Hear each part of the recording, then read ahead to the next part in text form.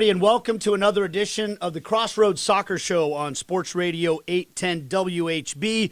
We are presented by Blue Cross and Blue Shield of Kansas City. From here or wherever you are, that's the benefit of blue.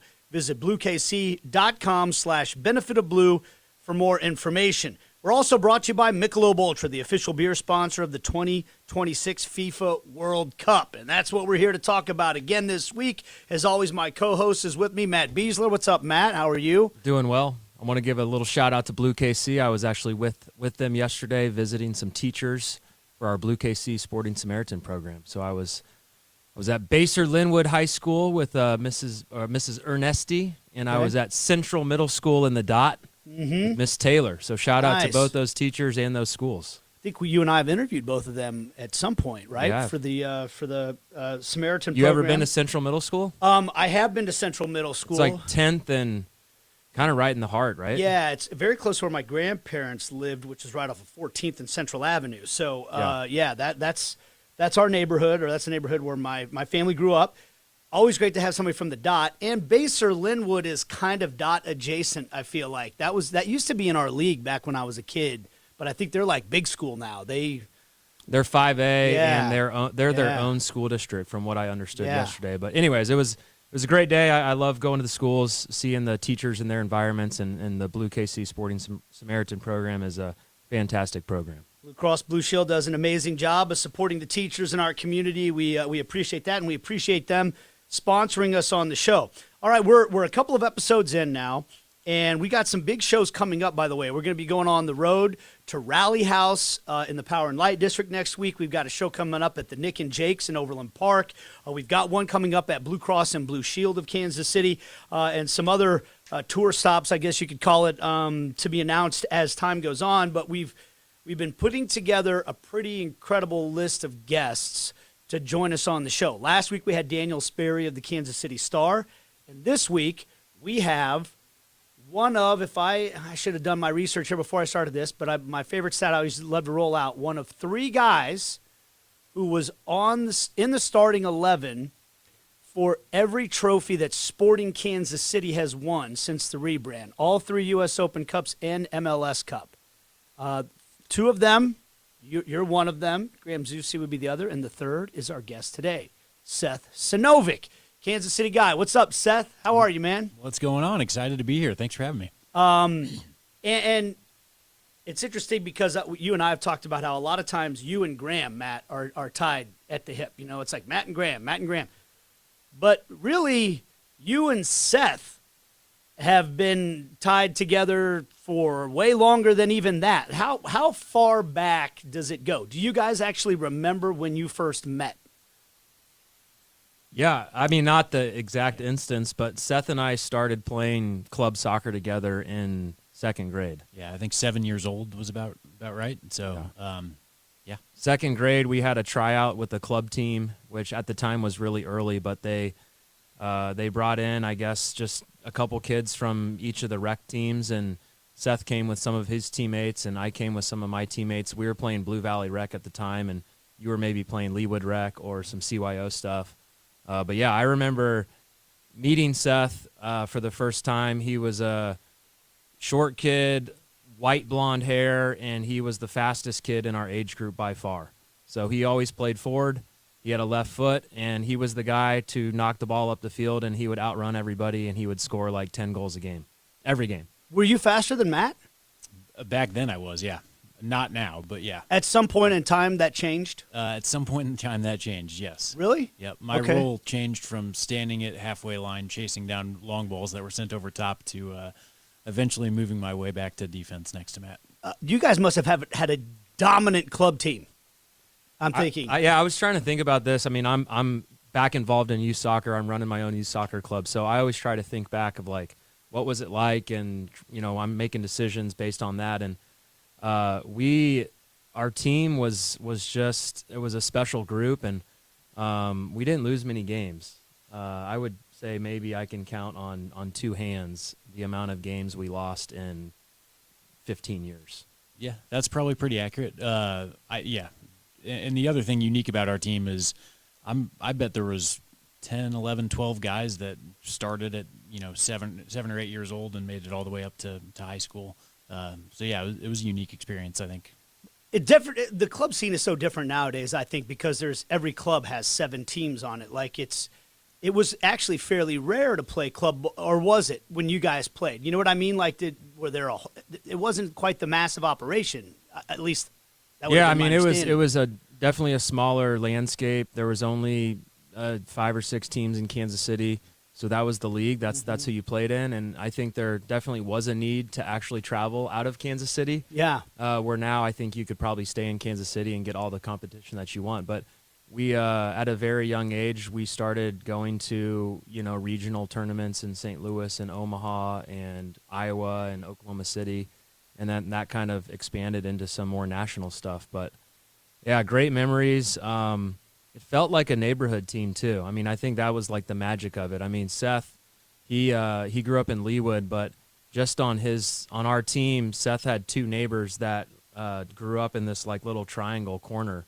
And so I remember going over to his house when we were kids, and it was the best time for me because there was all these kids, and we would play backyard baseball and World Cup soccer and on the kickback. And I was always jealous of your guys' setup with the Curleys and Ewalds because they had this like 3-house setup where all their backyards sort of met, and it formed this perfect baseball diamond and field. And I mean, that's what dreams are made of as a kid, right? Yeah, I just met Daniel last week, by the way. Daniel Curley? Yeah. Nice. Yeah. Okay. Crazy. I got to tell just one quick story. I mean, tell as many as you want. Yeah. Well, I want Seth to be the star of the show because he deserves it. But man, this is just like a legendary story and how intense things were and competitive things were. But back in the day, our neighbor and teammate Daniel Curley got these brand new pair of goalie gloves, and that was a big deal as a kid. They were pretty expensive, and they were nice, and it was a big deal to have your own pair of goalie gloves. And Seth and Daniel made some bet. Daniel didn't want to mow his lawn, which was one of his chores. And so Seth was like, I'll mow your lawn for you if you give me your new pair of goalie gloves. And so they shook on it, and Seth mowed Daniel's lawn. And afterwards, Daniel didn't want to give up the pair of goalie gloves. And I just remember this like image, and it carried over into like the team too. There was kind of this drama in our team, but I remember you just like running through the backyard and saying, I mowed your lawn. I mowed your lawn. Hey, and it became this famous like quote. Man, yeah. So for a couple of years, we'd always just look at Seth and be like, I mowed your lawn. That coincided with a few physical altercations with Daniel as well. Daniel and I were next door neighbors. I've known him since I was 4 or 5 years old, and we are literally like brothers. So we fight like brothers as well. So. Yeah, I remember you telling me that one time when I drove around with you about and then I just randomly met him the other day. So now shout out Daniel if you're listening to the show, getting some pub here today. Okay, so I also understand you guys played baseball together. Brian McCray was your sponsor or coach or something like that at one point. He told me, is that right? Jersey sponsor. Did you play other sports together? I mean, like. I think that was it. It was the Cubs for baseball. That was our team. Yeah. Your dad was coaching, but just soccer I think was the other one. But so it is kind of crazy some of the similarities too. Midwestern guys from Kansas City, and then you both go off to Catholic colleges. You go to Notre Dame, Matt, I'm talking to here, and Seth, you go to Creighton. You were originally a walk-on at Creighton? Mm-hmm. Yep. And then ended up making the Final Four, right, by the time? Like, tell me about, like, what were some of the biggest superlatives you had when you were in college? Yeah, I never made the Final Four. We made the Elite Eight twice during my stint. We actually lost to Zusi's team in the Elite Eight. Wow. My senior year before I knew I was going to get a red shirt. But, yeah, we went out and played at Maryland, and his team ended up winning the national championship that year. Played Matt a couple times, I believe, or maybe once, but we played in their Notre Dame tournament. But yeah, it was a good experience for sure. When did you start to think, okay, I could be a pro? Probably not until after my senior year, before I knew I was getting a red shirt, when my coach said I got invited to the combine. I don't know if this is a record, but I was invited to the combine twice. So, because the year was done, and then I had a medical redshirt for my freshman year that we were trying to get through. But I got invited to the combine, and then found out that I was able to get a redshirt, and came back, and then So you go to the combine and you get drafted. You got drafted, correct? yes, You got drafted to New England. correct. You go and spend a year. A year and like 2 months in New England. Year and 2 months in New England. I don't know if you want to share anything about New England, but I'm anxious to get into the Sporting KC stuff. Yeah, So yeah. spend a year and 2 months in New England, and then you get released. I got released. Yes, Got released and went on trial with Sporting Kansas City. Is that correct? Yep. Okay. Well, sorry, I went on trial with Salt Lake before Kansas City. Okay. And then came to Kansas City after that. But So you yes. come to Kansas City, you don't have a contract, nothing's promised. You're basically training with the team, trying to prove yourself, which will be a theme that we'll probably get into over and over again. Talk about, I guess, your first experiences in Kansas City. I have one in mind, your first ever game that you played, if you want to share. It was against kind of New those England. memories. Yep. Yeah, it was against New England, right? Yep. What was that like? Well, first of all, coming in on trial with Sporting, I did not want to play for Sporting because at the time it was On Goal and the ownership group, the Pattersons, the Illigs, the Madeys, the Corrans Heineman had just taken over, and prior to their, the resurgence of Sporting, it was not a well known or well looked at club at the time. So. Yeah. Salt Lake on the opposite side of it was, had just won a cup, and it was a great experience on trial there, and I was kind of waiting. So it was a weird thing where I wasn't really, I didn't have a lot of options, so I couldn't be picky, but I wasn't super excited to come in for trial, and then got some familiarity with Matt and just being in Kansas City, and it was a place I kind of fell in love with again. So. But yeah, first game was against New England, U.S. Open Cup. We played at the Blue Valley District Athletic Complex, and I probably had one of my better games as a professional. Just everything was kind of clicking, and got an opportunity there, and just kind of ran with it. I was at that game. I went to that game with Greg Cotton, and I didn't know what the U.S. Open Cup was at the time. And I was just that was about the time that my fandom was really growing about the team and the sport. And I remember, like, why are you guys playing this game at a high school stadium? And he said, well, it's this Open Cup thing. I remember it was against New England. I didn't realize that was your debut. I also had never heard that before, that you were not excited about coming back to Kansas City. I just always assumed that was like would have been something that was really exciting, but it does make sense. I mean, we had just done an interview. I just talked to Chad Reynolds. The last year of the Wizards before they rebranded, Sporting Kansas City finished behind last place in jerseys sold, behind the generic MLS jersey. I believe it. And then they went to first place as soon as they did the rebrand and all that. It's kind of crazy. How quickly did you realize once you got here that, wait a second, this actually is a good organization, and this is something I want to be a part of? Yeah, it's always difficult when you're not, in the situation at the moment, and you just see things from afar, and I think you just get a completely different take on things when you're in it. And the coaching staff, obviously, Peter was kind of getting into it. I think it was maybe his second year at the time that he had taken over. But Peter is very much my style of coach. I like somebody that's going to get on me. I like somebody that gives direction, that's very regimented. That's my style of coach. And I just knew it was going to be a good fit if I got the opportunity. So, and then obviously being back around family and friends was a big part of it. And it was huge having Matt on the team as well, because it's just nice to have, somebody that that can kind of help guide you through, hey, this is what we do, this is how we do it. And that was a big help for me. So it's interesting to hear you say that about Peter as well, because we're going to get into kind of the Seth's like recurring story, I think. But, I feel like if I were in your position, I would have been so mad at him. And I've had great conversations with Peter about you too, by the way. And he speaks so glowing. He said that you were the best team player he ever coached. But he was always looking to replace you. Like every year, it seemed like that was like the recurring thing. Like there was some new left back in that had more flash or had more something. And a month into the season, you would like take your job back and never give it up again. That had to have been frustrating on some level, or was that like good for you because it motivated you? Maybe all the above. Yeah, I think it was definitely motivating. It was absolutely frustrating as well. I think there was only 1 year that I was in Kansas City out of the 9 years I was here where I went into the off season and coaching staff was like, "Hey, left back is your job." That only happened to me one time.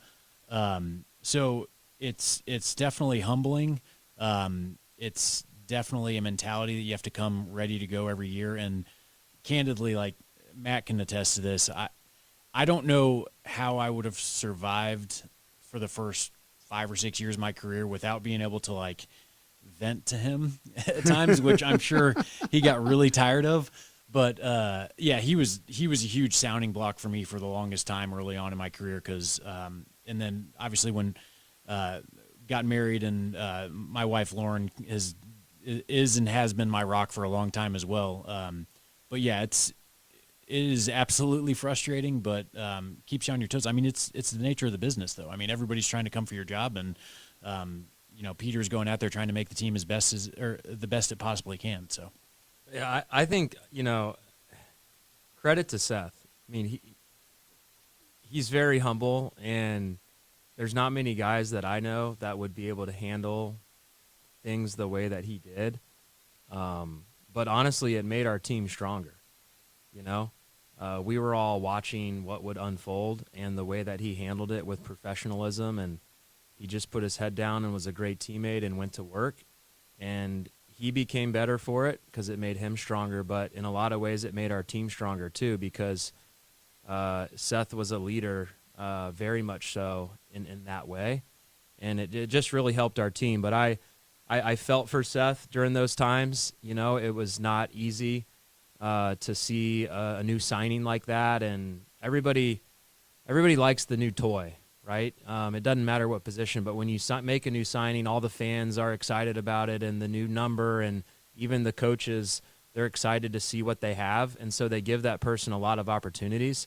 And I just remember it being a little awkward for me because Seth is one of my closest friends, but I'm also trying to worry about myself too, and make sure that I'm ready to go and I secure my starting position, but I'm also advocating for him. But I'm playing with this new teammate, and in the back of my mind, I'm like, I really just wish I was playing with Seth. Like, I think everybody knows this is going to happen. How long is it going to take? How many more weeks do I got to play with this guy that I don't really know before I can play with the guy that should be playing there? So it was just this weird dynamic that there's no really recipe to get through it. I mean, you just have to have conversations in the hotel room after practice and sometimes vent. But ultimately, Seth, he did an amazing job getting through it. So much respect to him. I know I've told you this story before, Seth, but I want to tell it on the air because to me it's the thing I love about sports is the lessons that they teach you about life. Like you said, it's part of the business, but it's also part of life. I think we should all have the mentality every day that we're earning our spot. If you have that mentality in life, I think you probably have a better go of whatever it is.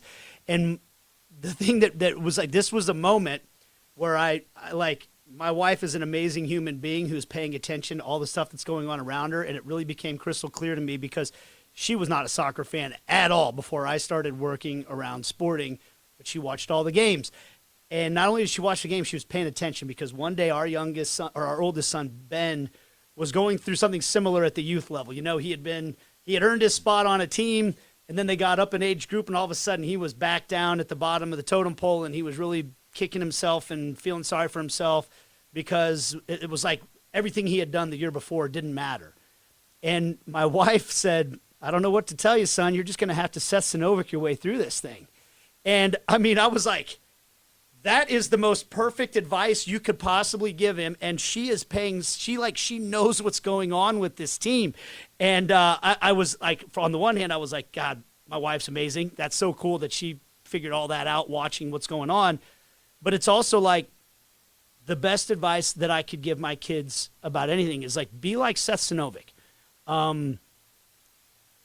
Okay, so maybe you deserve a better shot. Maybe you've earned for 3 years. You've earned this space, but you didn't get it. So you got to go earn it again.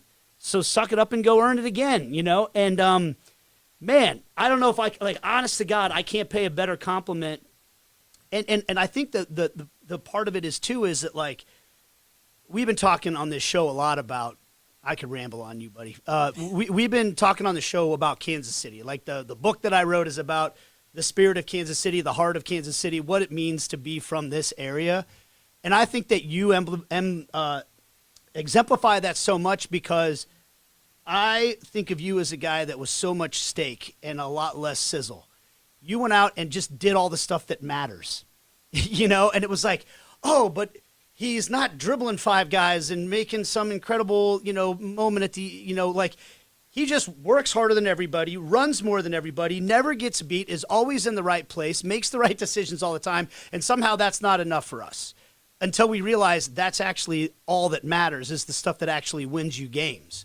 You know, what do you think, Matt? Amen to that. I mean, mic drop.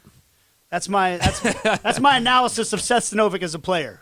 Now that I've loved you up, what do you say? No, I very much appreciate that. Yeah, it's crazy how, and I talked to my oldest kid about this, and I'll talk to them, both kids, as they get older. It's so crazy how sports can basically exemplify what life is about, because you're going to get knocked down, you're going to get put in situations that you're not happy about, you're frustrated about. You can either sit in the corner, complain and whine about it, or you can go and do something about it. And it follows me in my job. I'm in commercial real estate, and I can't get fat and happy if I get one deal done, because I'm commission based, so I have to keep going and find the next thing. So yeah, it's just a mentality that you have to have, and it's easy to say from afar, like, I did this or I did that, but, like, I can't do those things without having a good support system around me, and that includes my family, that includes my teammates, and because mentally it can be difficult at times, but yeah, again, you can just sit and whine about it, or you can go do something about it. And then you go on and you win a whole bunch of trophies, and you have this incredible career, and that's what Seth Sinovic did. So we're going to take a break. We've got a fun little rapid-fire section we're going to do with Seth when we come back. This is the Crossroads Soccer Show. We're trying to celebrate things that make Kansas City special in soccer, and the story of Matt and Seth and what soccer was when they were kids versus what they helped make it become in this town is one of the great stories here, because we're not talking about the World Cup being here. We're not talking about the soccer capital of America without what these guys and their teammates did in 2010 through 2017. So this is a lot of fun. We'll be right back. We're presented by Blue Cross and Blue Shield of Kansas City and Michelob Ultra. Welcome back to the Crossroads Soccer Show. I'm Matt Besler, co-hosted by Nate Bukaty. We are having a lot of fun in studio today. This episode and all of our episodes are brought to you by Blue Cross and Blue Shield, as well as Michelob Ultra. We've been talking with our guy, Seth Sinovic. We've gotten into some stories about growing up playing soccer together in other sports, some of your successes. I want to get into some of those successes. I want to talk about the glory days with Sporting Kansas City. Nate, you alluded to this, but Seth Sinovic is one of 3 players in club history to start all 4 championships that Sporting KC have won. So let's hop into that, Seth. Right away, 4 championships won, MLS Cup and 3 Open Cups. Rank those in order of your favorites. MLS Cup is number 1. I think that is number 1 because, 1, I think it's the hardest one to win, and 2, I think that was the most memorable ride. We had some really fun playoff experiences. Open Cup in 2012, I believe, against Seattle was the penalty shootout. Mm-hmm. That was the first trophy that I had been a part of with the club, and that was just very special in that regard. The next one was the Open Cup where we beat Red Bull in the final. That was a fun one.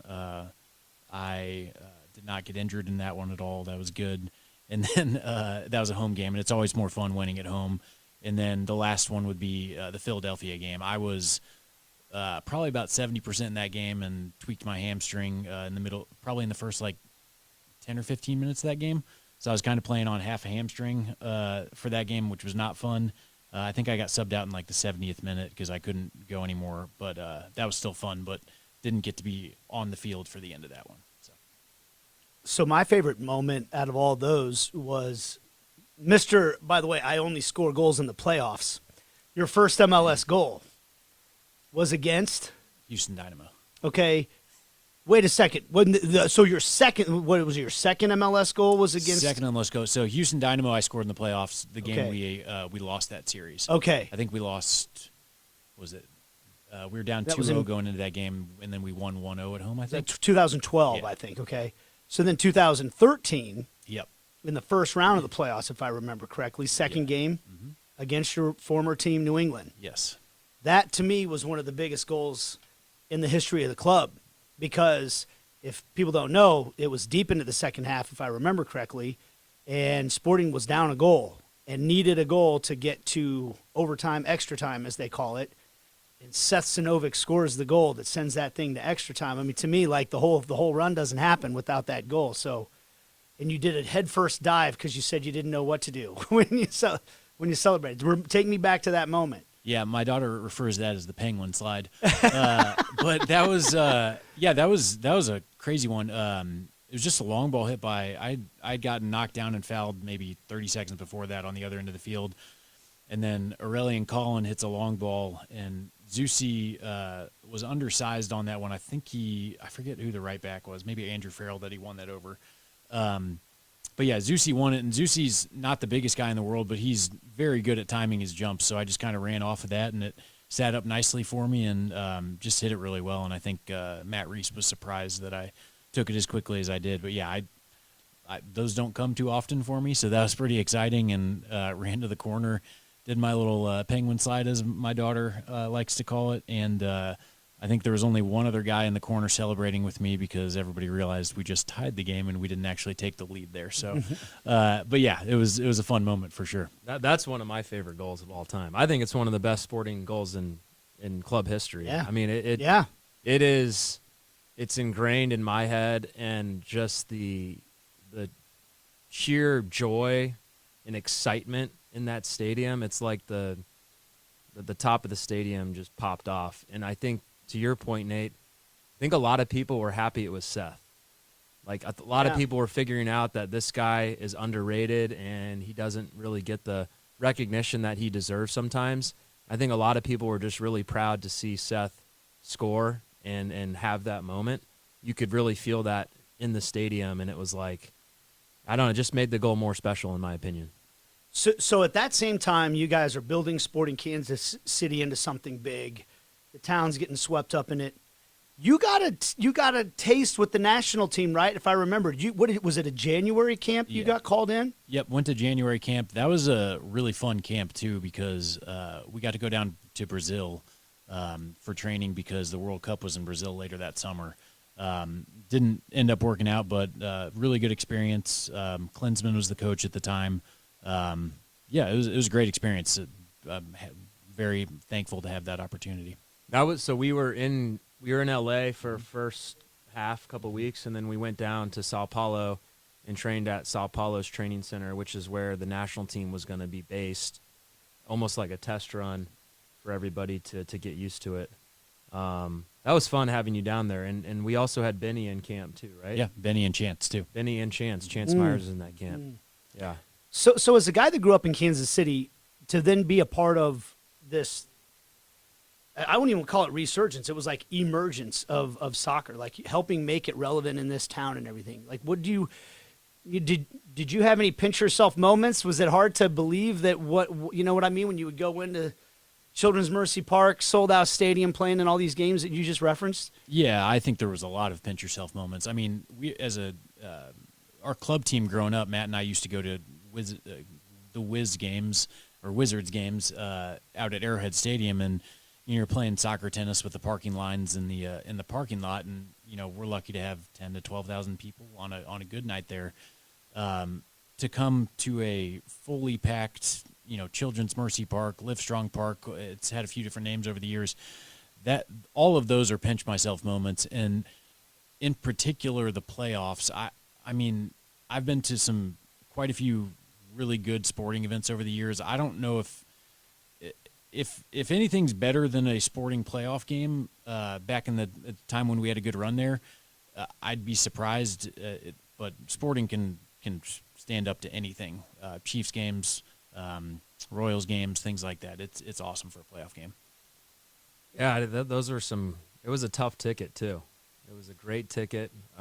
Still is a great stadium, and hopefully they can work themselves back into a spot where they're competing for championships year in and year out. So, Seth, I'm going to challenge you here. I need you to take off your humble hat and your modest hat, and I want you to describe to our listeners just the style of player you were. Like, we're singing your praises, and you deserve everything, and you're one of the most important and best players in club history. What made you great? Like, how come you were able to play for as long as you did, even though you were overlooked? They brought in new guys every year, and you would beat them out. How did you do that? How did you beat them out? How did you be so consistent? What made you great as a player? That's a tough question. Peter used to call me Steady Eddie, and I hated that. He used to say, on a scale of 1 to 10, Seth's always going to give you a 6. And I really like, he's never going to give you lower. He'll give you a 6 or 7, but he's never going to give you higher. He's never going to give you lower, and that always pissed me off. That would make me mad too. But I mean, there's some validity to that. I mean, I think I'm very consistent. I think I read the game very well. I've never been the most skilled or the fastest or the most athletic, but I think I read the game really well. I think one of my favorite, and I don't know the exact quotes, but I believe it was Nesta, great Italian defender, used to say this. I think somebody had mentioned something about all these tackles that you win during a game, and that was never a strength of mine. Or on the stat sheet, I was never winning the most tackles, but Nesta would say, well, the only reason you have to be winning all these tackles is because you put yourself in a bad position. You have to recover and win these tackles. If you put yourself in the right position all the time, then you don't have to make all those things, and you don't have to worry about those things. So that's something that I love. That's a quote that I love. That's something that I think is a strong part of my game.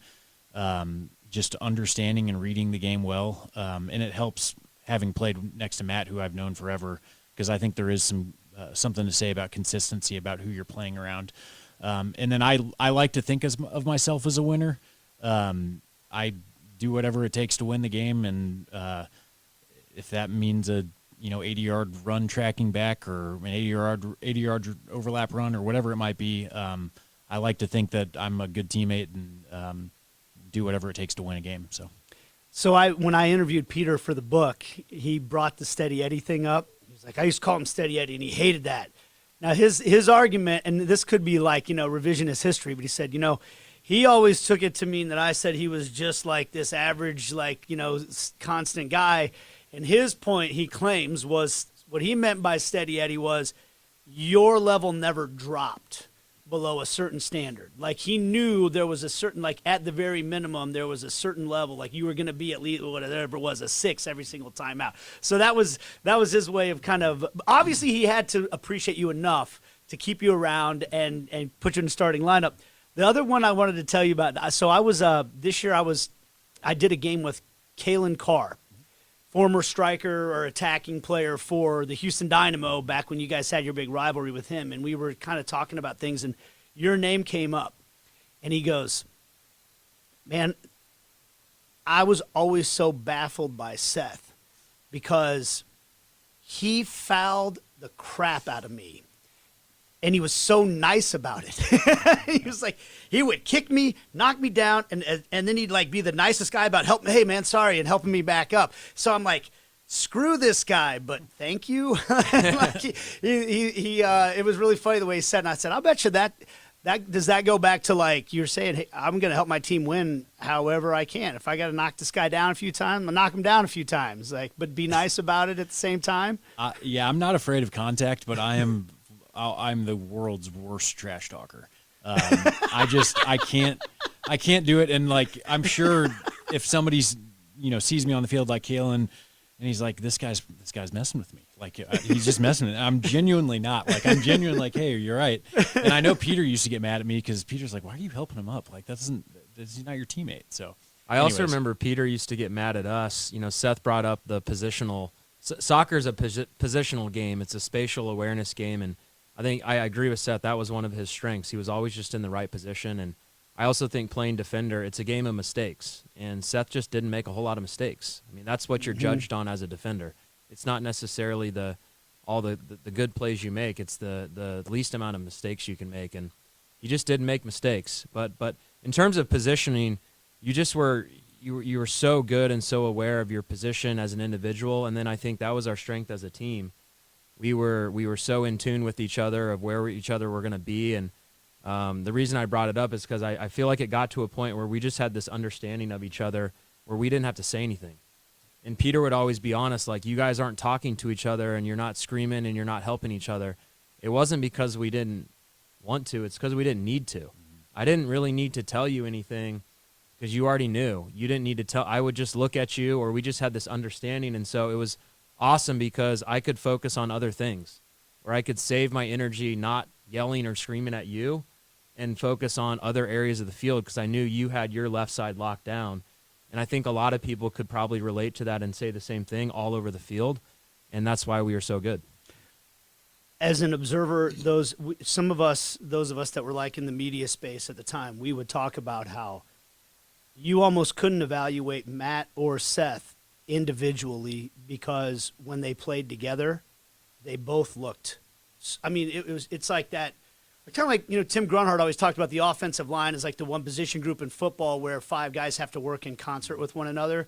And it's like that back line continuity thing matters so much. And you guys were both on the same side, and you could just tell that you guys were on the same page. Like, people watching could tell that you guys were on the same wavelength, and it was Nate, I got one last same. thing before we go to break, and we're going to get into some fun rapid-fire questions. But one thing that came to mind as I was preparing for the show was the fact that Seth had to play on the left side, which was on the touchline next to Peter.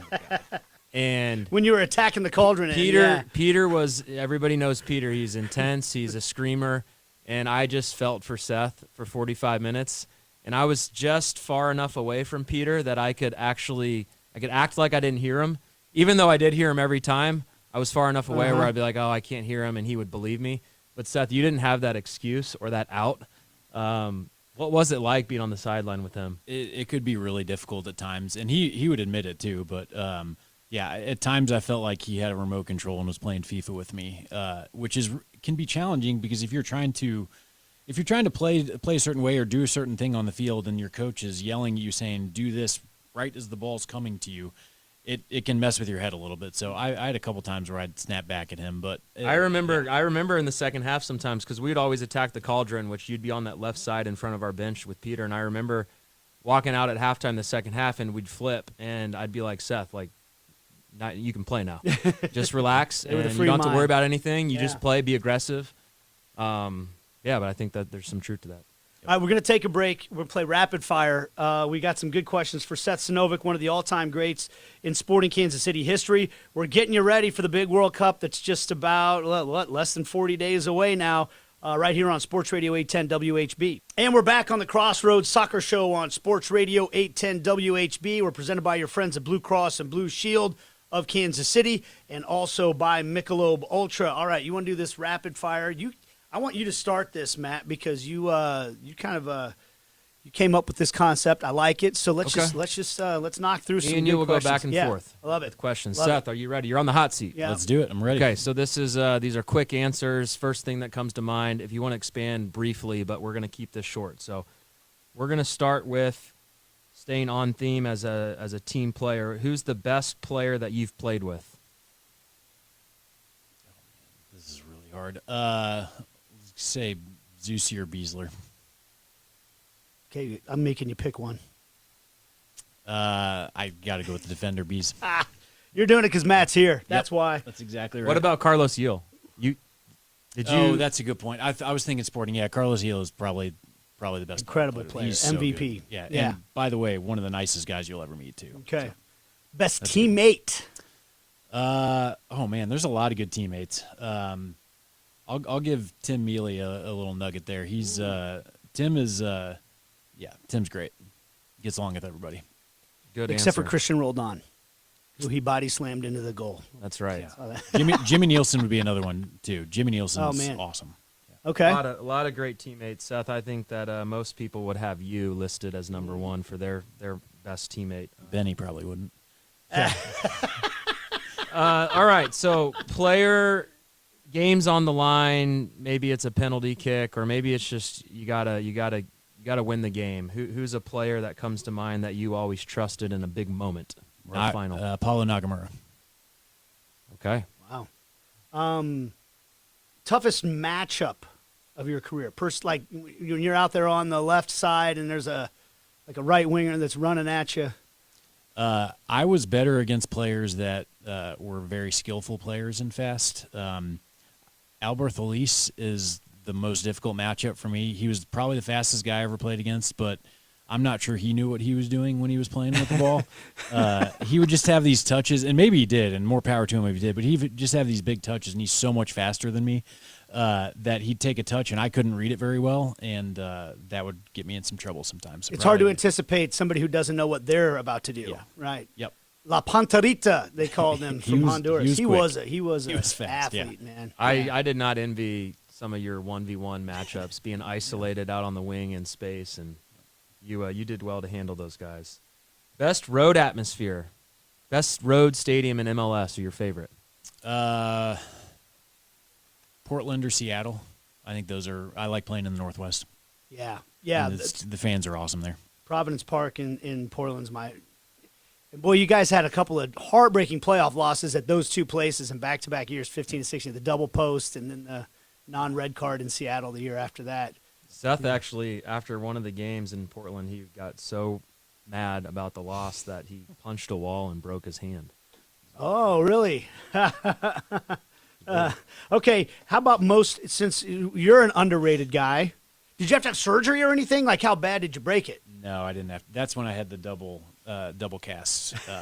Yeah. No. Because you sliced your hand open on the other one, right? I did, yes. Double cast. Do you know what we're talking about, the double cast? I can't believe I don't remember. Oh, man. Yeah. Yeah.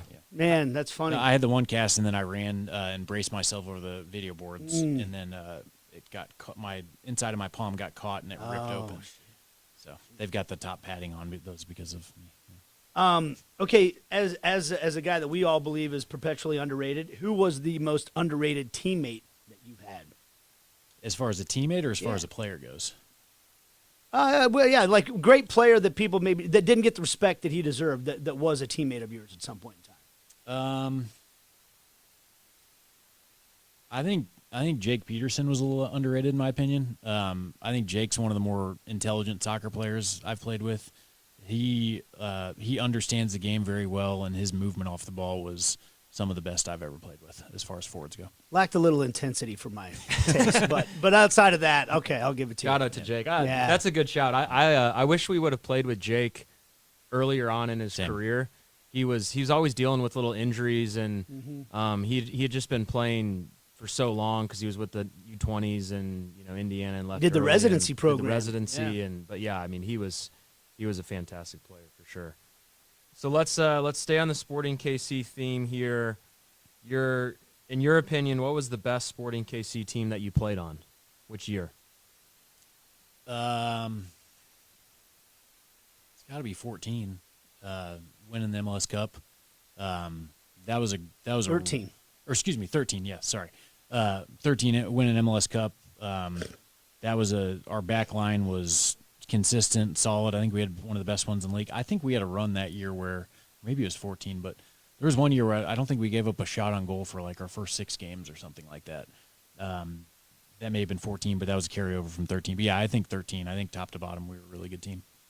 All right, I love Matt wrote this one down, but I love it, and I can't wait to hear it. What was your favorite Peter Vermes quote? I don't know if I've got a specific quote, and maybe Matt can help elaborate on this, but I think Peter expanded the vocabulary of the traditional English dictionary quite a bit with words that he would make up, and I'm drawing a blank on a few of those, but like he'd say something in the meeting occasionally, and I'd be like, what? Like, that's not a word. I don't know. I'd have to think on that a little bit, maybe come back to that, but there's a few of those that come to mind. Do you have any specific quotes? Oh, he definitely used to mix words. And Yeah. But they were complicated words. So Yes. you'd almost like double think, like, wait, is that a word? I just don't know what it means. Yeah. Matt told me the story about nice bike ride, and so I was wondering if you were going to say nice bike ride would be your favorite quote. That's a pretty good one. I forgot about that one, though. I like that, though. Yeah. We'll have to get back into that one later. All right, Matt, what do you got next? Let's get into some barbecue. We haven't talked about that. I can't tell you to pick your favorite barbecue spot because we all know the answer. It's hard to pick your favorite. Give me your top 3. So my favorite barbecue spot is LC's, the one that's kind of on the way to the Heck yeah, man. Royals and Chiefs Stadium. I think that doesn't get talked about enough. That's a great shout. I love that place. It's my favorite sauce. I would say all the others are pretty well blended in there. It just kind of depends what you're looking for. Jack Stack's a little more upscale. Same with Q39. Joe's is great. Gates is great. I'm not a huge fan of Bryant's, although I respect the what Bryant's means to the Kansas City I I said just 3. there's too This many. is like 7. Zarda's great. I didn't see LC's coming from you, Seth. That surprised me. That's Love a LC's. great Actually, shout. Seth was the guy who introduced me to LC's. Is that right? He did. Man. I'd never been to LC's until Seth came back to Kansas City, and after practice one day, because it was right by Swope, and he took me there, and I'm like, where is this place? Yeah. This is just going to be average, and I was blown away. Yeah. It's a great shout. Okay. Let's finish it with this. The most Kansas City thing about Kansas City. That's a really difficult question. Most Kansas City thing about Kansas City. Can you give me give me yours? I'm kind of confused on this. Well, I think we've been thinking a lot about this, like with all these people that are coming to the city from other places for this World Cup. What would you want them to know? Like, how would you describe what Kansas City is in a short period of time? I guess I would say heart and pride. You know, that's what stands out to me about this town. Everybody seems to have a big heart, and everybody has a lot of pride about being from here, you know? Yeah, as we were talking, this just came to mind. I think that people from Kansas City are extremely proud to be from Kansas City and, obviously like being from Kansas City. Not every city likes to share that. I think Kansas City does that better than most cities. I've lived in Boston on the East Coast. I've been to a lot of different places, and I don't think any city I've ever been to likes talking about and sharing their city more than Kansas City does. It's the Heart KC shirt, right? Yep. We wear it on our chest. Seth, man, this has been awesome. I think we could do this for another hour. Maybe we'll have to have you back in sometime. But thank you so much for the time, and thanks for everything you've done to help make Kansas City the soccer capital of America, man. Yeah. Right back at you guys. I appreciate you having me, and thank you for all you do for soccer in the Kansas City community. It goes a long way, and you guys are a big reason why we've got the World Cup here coming up. Are you going to go to any games? I'm going to Netherlands and Tunisia. Yep. Awesome. That's amazing. Matt, anything else before we sign off? No, looking forward to another episode next week. Thanks, Seth, for coming on. Yeah, and stay tuned because we're going to be on the road starting next week. We're going to do a show from Rally House down in the Power and Light District and much, much more to come. This is the Crossroads Soccer Show on Sports Radio 810 WHB, presented by Blue Cross and Blue Shield of Kansas City and also brought to you by Michelob Ultra. We'll see you next time.